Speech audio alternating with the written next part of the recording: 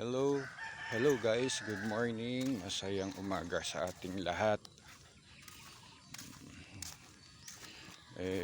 Tayo ngayon ay nandito sa fish pan para i-check natin kung ano na ang nangyari kasi kahapon medyo malakas ang ulan, tumaas ang tubig, medyo kinakabahan tayo dahil nga baka umapaw dito sa fish pan natin yung tubig.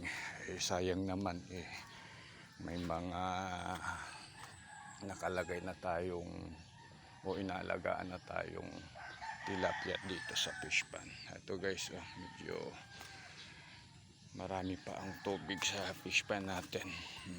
Sa ngayon, ito po yung pinagkakaabalahan ko araw-araw. Pinaka-routine na talaga to. Papakain tayo ng 3 o 2 beses sa isang araw.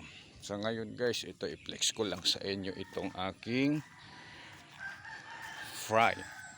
Ito guys, fry yan siya. Fingerlings na yan.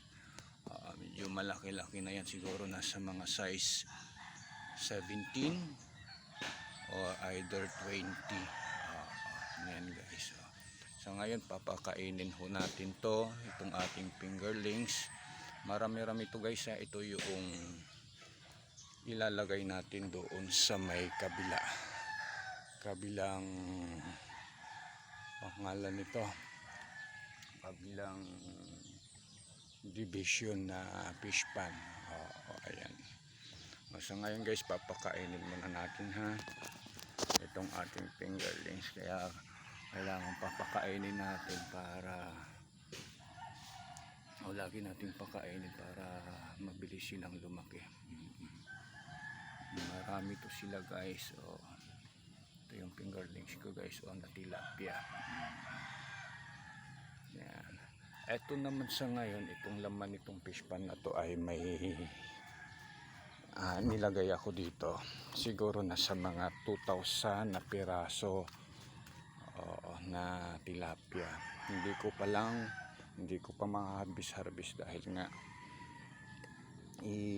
yung unang inilagay ko ay nagkaanak.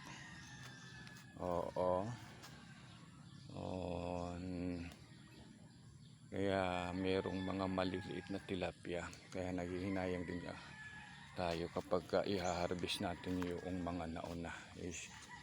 Minsan kasi kapag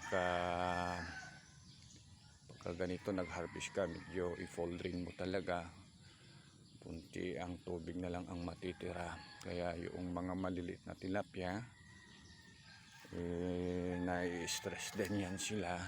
Sayang naman namamatay. Instead na mapakinabangan mo pa, mapalaki mo pa sila. Ito sa ngayon guys, papakain tayo. Papakita ko sa inyo, papakainin ko. Feeding tayo ng fingerlings.